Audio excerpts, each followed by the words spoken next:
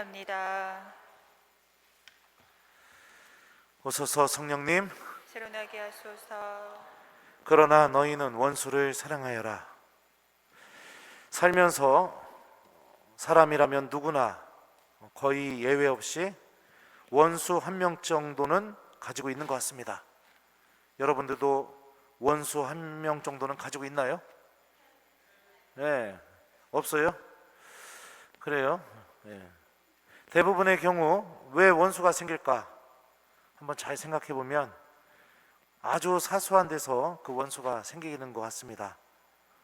말 한마디 때문에, 또 생각 없는 어떤 행동 때문에, 또 어떤 상황 때문에, 그런 것 때문에 아주 작은 씨앗이 점점 자라서 원수로 발전하게 되는 것 같습니다.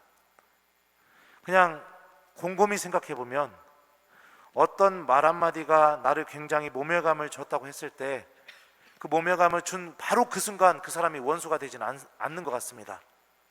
어떤 과정이 이루어지고 난 뒤에 원수가 되는가? 그 사람이 한 말, 그 사람이 한 행동, 그 사람이 나에게 저지른 일들, 이런 것들을 내가 계속해서 곱씹고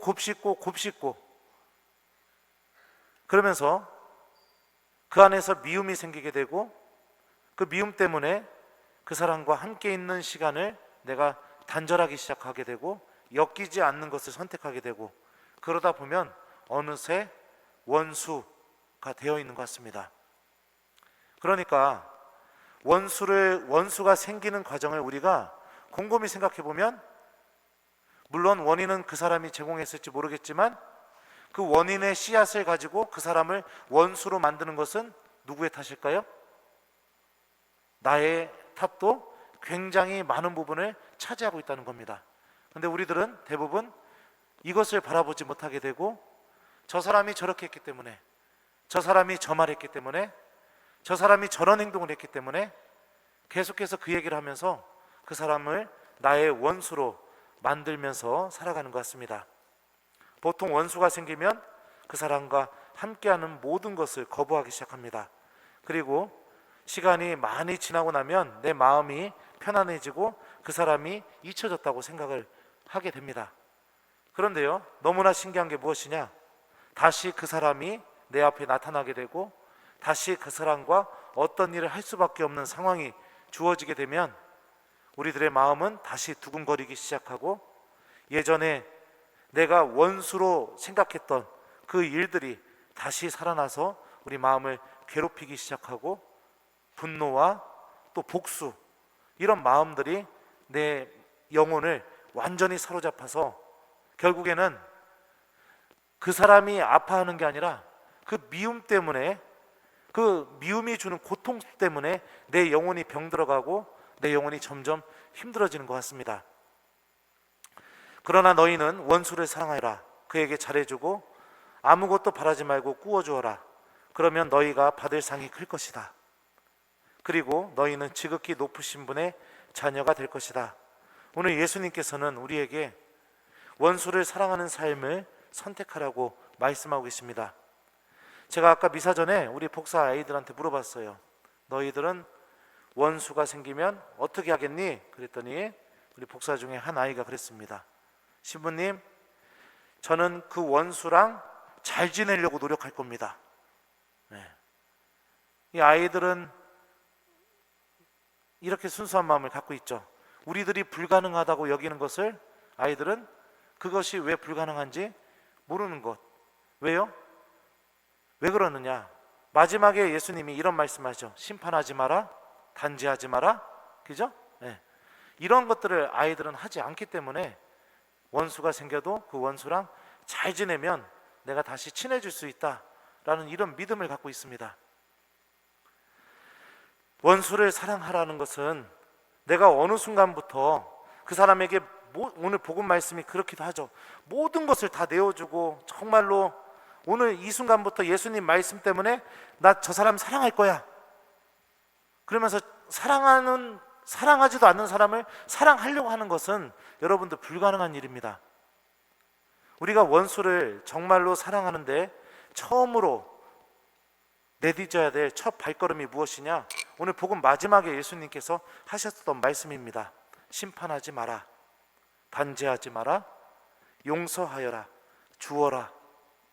이 네 개의 과정을 통해서 우리들의 마음이 점점 열리게 되고, 그러면서 어느 순간에 하느님의 은총으로 원수를 사랑하고 그에게 잘해주고 그에게 모든 것을 내어줄 수 있는 그런 여정으로 나아갈 수 있을 거라고 생각합니다. 주님께서는 우리가 미움 속에서 살아가면서 당신을 마지막에 만나기를 바라고 있지 않으십니다. 미움은요, 절대로 우리들에게 생명을 줄 수도 없고 또 하느님의 은총을 나누어 줄 수도 없기 때문에 그렇습니다. 하느님은 미움이라는 방법을 통해서 우리를 구원하지 않으셨습니다. 십자가, 이 예수님의 모습이 보여주셨던 것처럼 하느님은 용서라는 방법을 통해서, 사랑이라는 방법을 통해서 우리를 구원하셨고 우리에게 생명을 주셨습니다.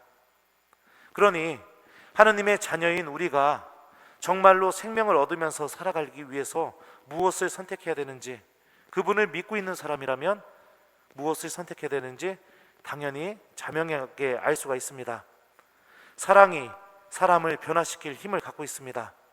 사랑은 닫혀진 문을 두드리고 열리게 하는 그런 힘도 가지고 있습니다.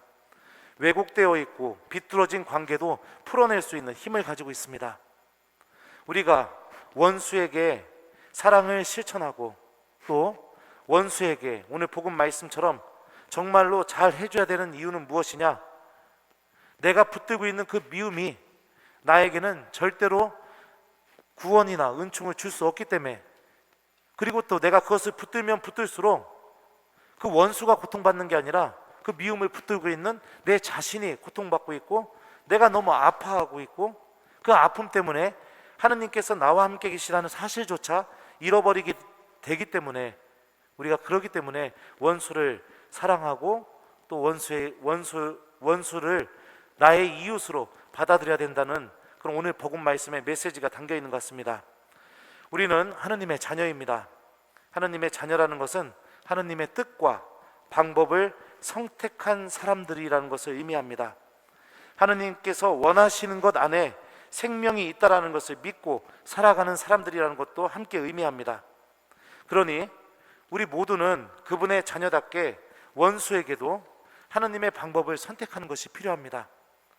불가능해 보일지 모르지만 불가능하지 않습니다. 우리 복사가 얘기했던 것처럼, 신부님, 저는 원수랑 친하게 지내려고 노력할 겁니다, 이렇게 대답했던 것처럼 불가능하지 않습니다. 주님께서 도와주실 것이고 또 하느님의 은총이 나를 인도해 줄 겁니다. 이게 신앙인의 자세죠. 나는 불가능하다고 여겨지지만 하느님의 말씀을 선택하면 하느님이 반드시 나를 도와주시고 인도해 주시고 이끌어 주실 것이다 라고 믿고 하느님의 말씀을 선택하는 것, 이게 신앙인다운 자세의 모습입니다. 도저히 용기가 안 난다면 여러분들 오늘 복음 말씀을 기억하면서 하느님께 도움을 청해 봤으면 좋겠습니다. 주님, 제가 미움 속에서 빠져나올 수 있도록 저를 도와주십시오. 주님, 저도 원수를 사랑할 수 있도록 도와주십시오. 주님, 제가 저 사람을 만날 때마다 더 이상 심판하지 않고 더 이상 저 사람을 단죄하지 않고 제 안에 용서할 수 있는 마음이 생겨서 무엇인가 저 사람에게 줄 수 있는 사람이 될 수 있도록 도와주십시오. 이렇게 말씀을 가지고 하느님께 매달려 봤으면 좋겠습니다.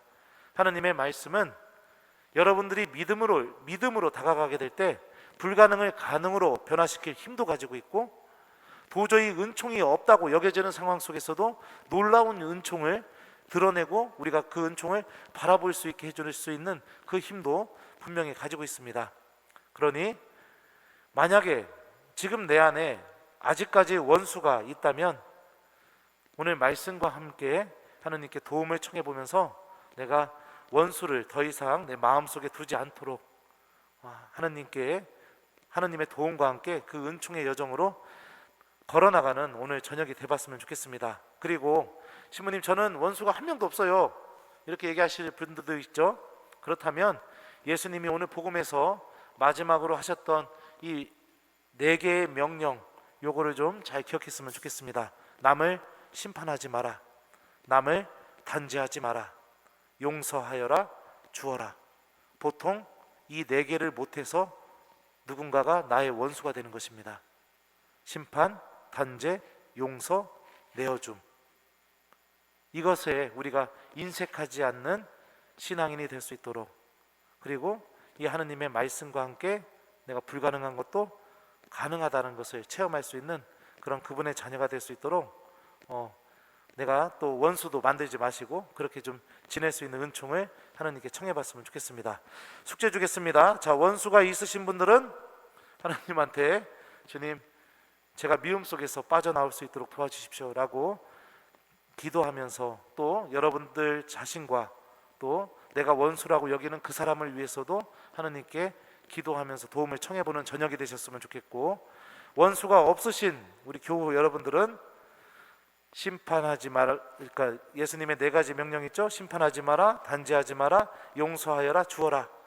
이 말씀을 좀 가슴속에 담고 하나님한테 내가 누군가를 심판하거나 단죄하거나 용서하지 못하거나 또 내어주지 못하거나 이런 사람이 되지 않도록 저를 지켜달라고 하나님께 도움을 청하는 오늘 저녁이 되었으면 좋겠습니다.